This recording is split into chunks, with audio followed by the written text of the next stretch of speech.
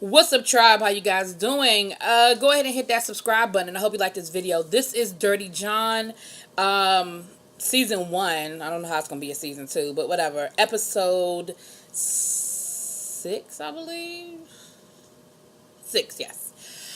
I think next episode is the last episode because it's pretty much coming full circle, right? So this episode, let me tell y'all something. I listened to the podcast and I've been doing a pretty good job of following the show, and they got me on this one. I'm not gonna lie. So the episode started off with the episode started off in the present. You know they've been doing that back and forth flashback thing, but it starts off in the present with John and Deborah go to an attorney because remember John has come. Now this is where they threw me off with this whole episode. We left off last week with Deborah realizing that John was back on drugs, right? And so when this episode started off and it seemed like she was still on the wheel, the little hamster in the wheel, I was like, why is she still, what the fuck is she waiting for? But as the episode went on, I was like, okay, I see. Because of course honey, I was cussing her out so bad in this episode. Out of all the episodes, this is the one that got me. And again, like I said, I listened to the podcast. I know how this whole thing ends. And that thing had me going. So, they go to this attorney. Now, you know, the thing about a liar, if you've ever known a liar in your life, someone who's just a chronic liar, right?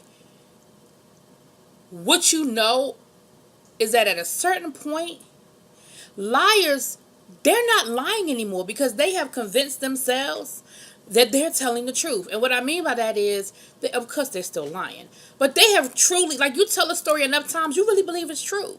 So, John has pushed this storyline so far about these restraining orders not really being him, that people had mistaken identity, women were out to get him, accusing him. Like, he has pushed this storyline so far that he done got this woman to pay for an attorney to try to get these cases cleared up and get his name cleared, knowing good and damn well it's all true.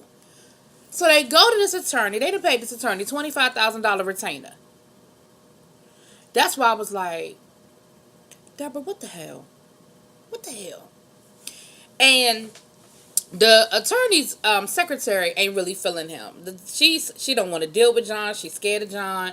She is just like, I don't know what the deal is with this dude, but it's something about him, and I don't want to be around him, and do not take his case. And the lawyer was like, well, let's hear him out. Let's hear what they're talking about. And he meets with both of them, actually. And while he's talking to them, she brings up the fact, and again, in hindsight, I saw what she was doing. In real time, I didn't understand what she was doing, but in hindsight, I saw everything she was doing. She brought up the fact that her family ain't really feeling John, don't really like John. And he said, oh, well, she said, we kind of got together really quickly. She's playing dumb, right? And he said, really? Well, how quick? She said, what, three months? 3 months? And he said, well, yeah, that was pretty quick. He said, did y'all get a prenup? She said, no, we didn't get a prenup. He said, well, that might have gone a long way to convince your family, that he wasn't up to nothing. He said, but it's not too late. You can get what's called a postnup. And she said, I heard about those, but those don't really hold up in court, right? And the lawyer said, well, it can happen. They can be thrown out. He said, but if they're done in good faith and, everything is everything, nobody's trying to take advantage of anybody else. He said it could hold up. He said, we could still do one. And honey, as he's talking, John, if looks could kill, that lawyer would be 10 feet under. I know it's 6 feet, but he'd have been 10 feet under. Because John is giving him the stare of death. Like, if you don't shut the fuck up talking about a damn prenup. Well, the lawyer kept talking.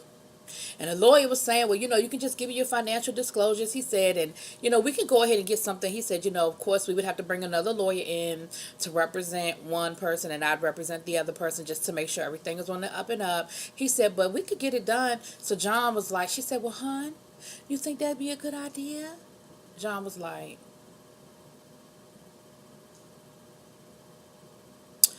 I don't even know why we're talking about this because nothing I do is going to make your family like me. This is a waste of time.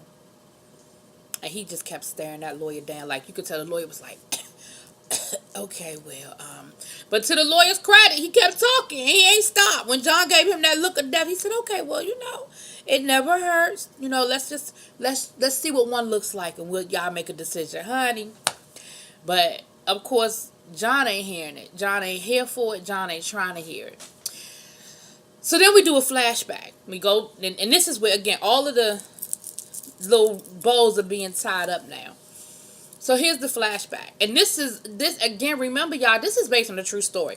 Honestly, the only reason why I'm even sticking with this is because I know it's based on a true story. Because if this was just a fictional account, there's no way in the world I could keep watching this, because I'd be thinking this bitch is dumb. But the fact that I know it's based on a true story, and one of the things we see in this episode, well, in this story that's tragic, is that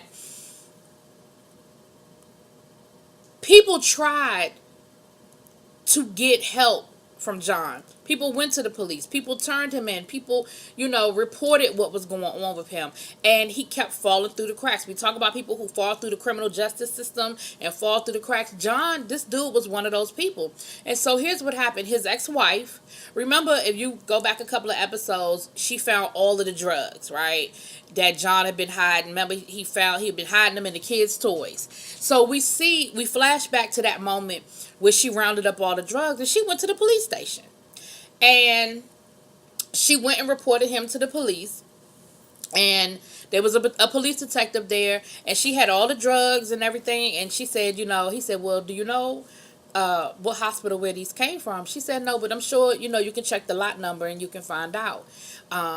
He said, did any of these come from your hospital? She said, I don't know.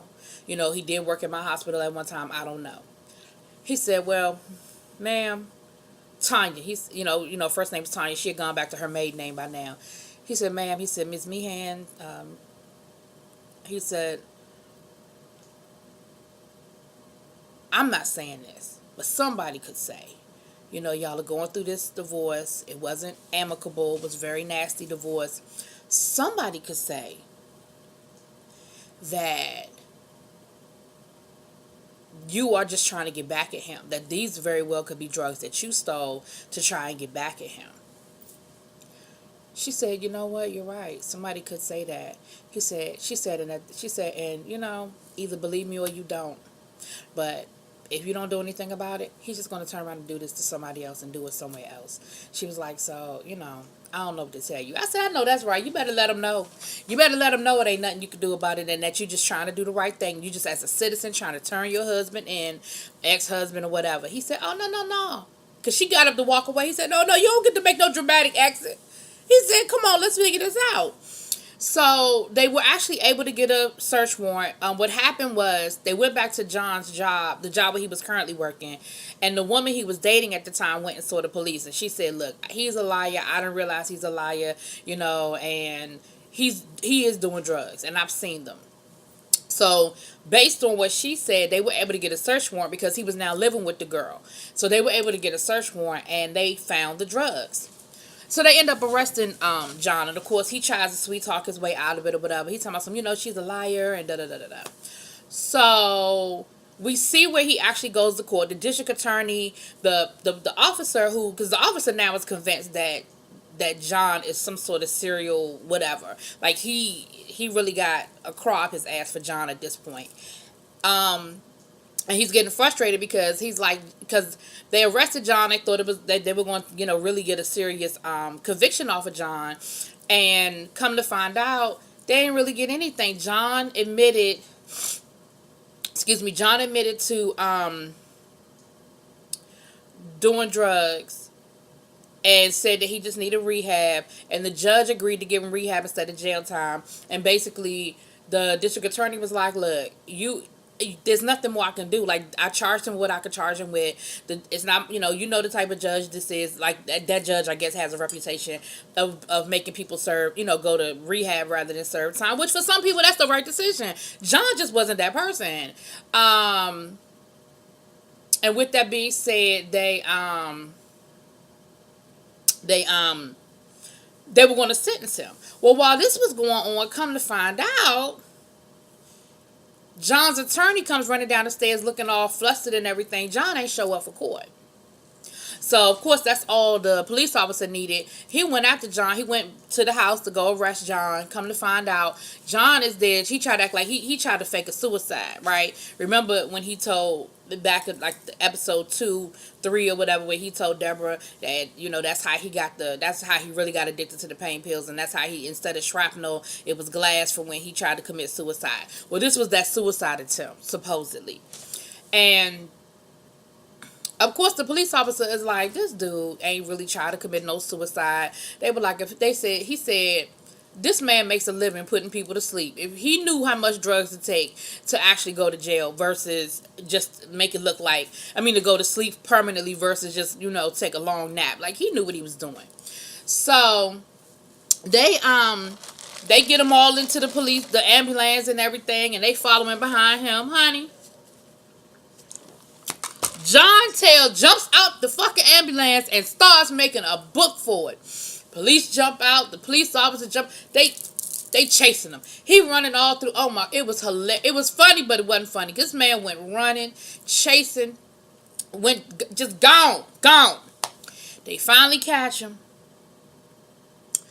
And he assaulted a police officer. He done punched the police, kicked the police, everything else. So now they actually kind of do have him on more than, had he just went to court, showed up for court that day, he just would have went to rehab and he'd have been right back on the street. But now, this is where he ended up going to jail for I think it was 21 months, I think he went to jail for, which is where we see his sister when she picked him up from jail, and that's where last week's episode, that's where that connection makes, right?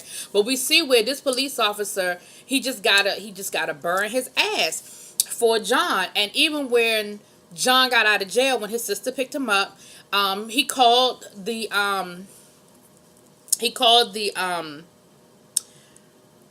ex-wife to let her know what happened. Said, look, he served his time. He's out of jail.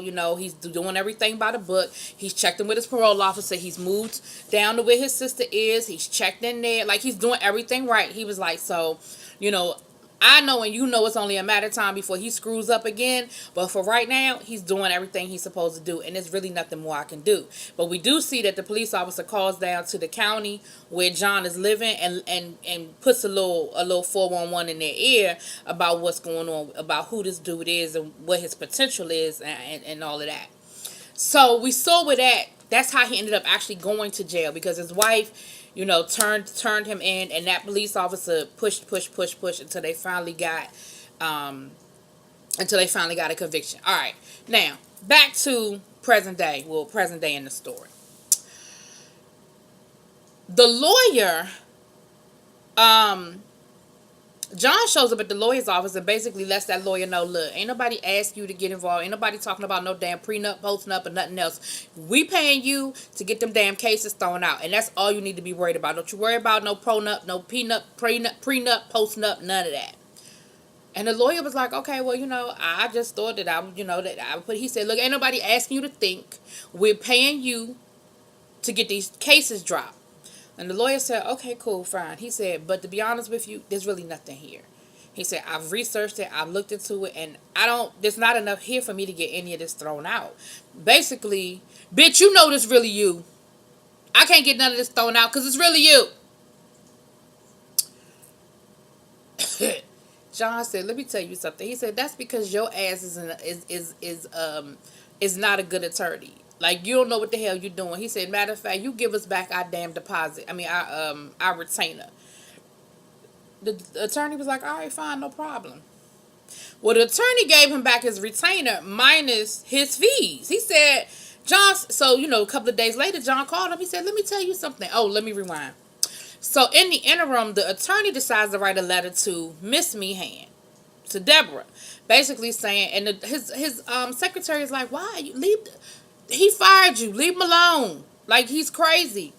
So Miss Meehan says, so he writes a letter. He said, look, I understand that. He said, but I was representing him and her. And I don't know if she knows that he fired me. So I'm just trying to reach out to her, letting her know that he fired me, letting her know what's going on, because I hadn't had a chance to talk to her. I've only talked to him.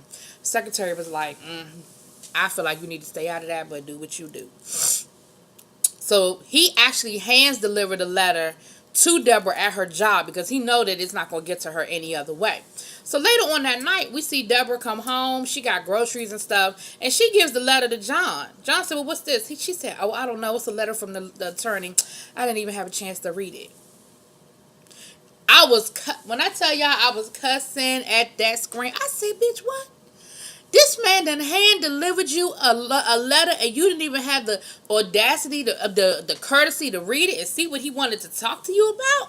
I couldn't believe it. I was so pissed off. And then you're going to give it to John. Put it in his hand.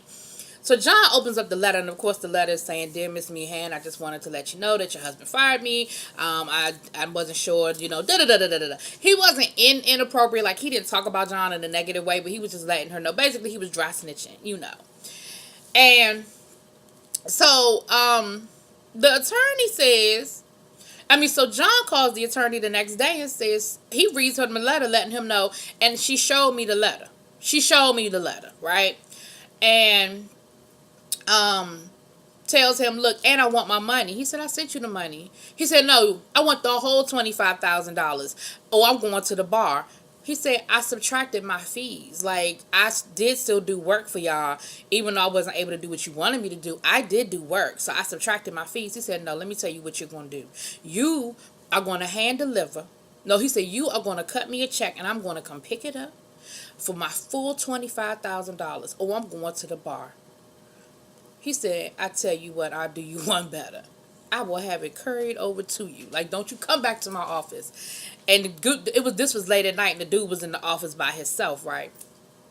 So John gonna say, oh, maybe I'll just come get it right now. Maybe I'm outside. Man, that dude dropped the phone and ran over to the door and locked that door so fast. I said, John got this motherfucker shook. But I probably would have been a little shook too, because John crazy. And he looked crazy. So, all right. So this is where we start to sort of see things ain't really what I thought they were. So Deborah, she realizes, it flashes back to the next day after after she found out he was back on drugs when his foot was bleeding. So of course he wakes up that morning with a lie talking about his bunion bust during the night, and he's sorry about the blood on the sheets, blah blah blah. Talking about he not running like he was, and so his bunion popped, whatever. Ugh, nasty. But neither way, he thought she was gonna bleed that bullshit. But she had already knew he was lying, and she was devising her plan. Then we flash back and we see where she found a tracker on her car. Now remember, the daughter was tracking the car, but once her and John broke up the first time, the daughter took the tracker off the car. Then we see where she got the letter from the attorney, and she did read the letter from the attorney. But she also took the label off of the letter. She wrote her own letter back to the attorney and mailed him a letter. And so she showed John that letter so that to throw off any suspicion, I guess, of her working with this dude or whatever. But she actually sent that attorney a letter basically saying, look, I need your help. I want to get out of my marriage, but I have to be very careful. I'm afraid of my husband. This is what's going on. Please help me, right?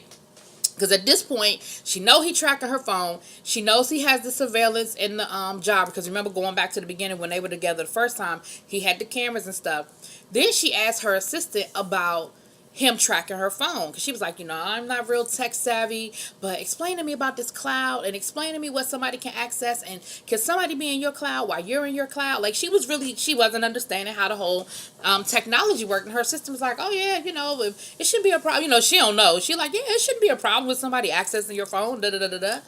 She said, okay. So she sent a letter to the lawyer because she was like, I don't know, he got my phone's bugged. I don't know what he actually is seeing, what's going on. So she done went and got a burner phone. She done went and she called her daughter. There was a scene where her daughter wanted her birth certificate, and the man that spit on the girl's birth certificate. That is just nasty. But she called her daughter and she said, look, daughter answered the phone and she said, look, I know you hate me. I know you don't want nothing to do with me. She said, and I get it, but please meet me. She done met with the daughter, got a wig on, and she's explaining to the daughter everything she's doing. She said, look, I get it. Y'all were right. I was wrong. I feel stupid. I let him talk me into this again, but I'm really getting out this time. But I got to be careful because I know he's crazy. Like, I thought it before, but I know this man is crazy. So I can't let on too much. I can't give away too much. But no, I'm getting out of this.